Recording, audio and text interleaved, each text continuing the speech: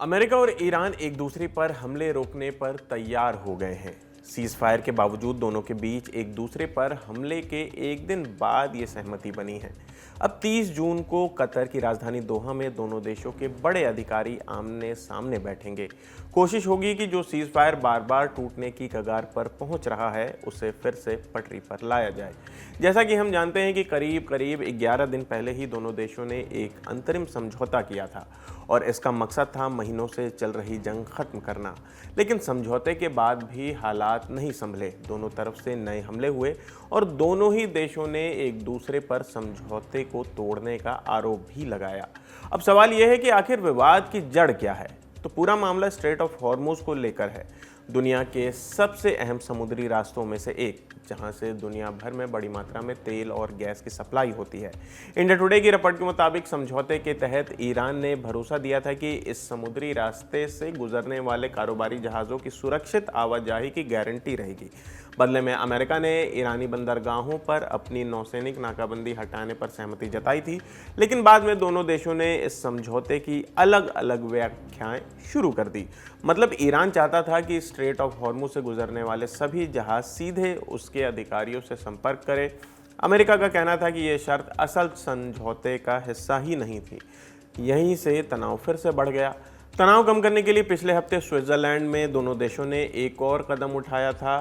फैसला हुआ कि समुद्र में किसी भी गलत फहमी से बचने के लिए अमेरिकी सेना और ईरान के इस्लामिक रेवोल्यूशनरी गार्ड कोर यानी कि IRGC के बीच सीधी मिलिट्री हॉटलाइन बनाई जाएगी।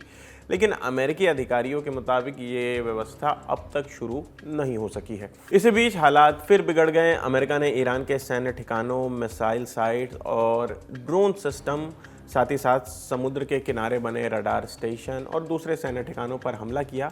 अमेरिका का कहना था कि ये कार्रवाई स्ट्रेट ऑफ हॉर्मुज में कारोबारी जहाज़ों पर हुए ईरानी हमलों के जवाब में की गई।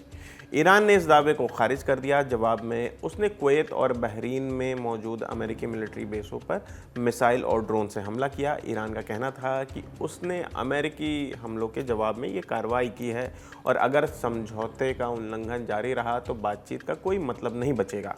अमेरिका का दावा है कि इन हमलों में उसके किसी सैनिक की मौत नहीं हुई है और सैन्य ठिकानों को बड़ा नुकसान भी नहीं पहुंचा है।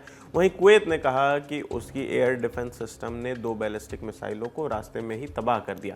बहरीन ने एक रिहायशी इमारत को मामूली नुकसान होने की बात कही है, लेकिन किसी के हताहत होने की खबर नहीं है।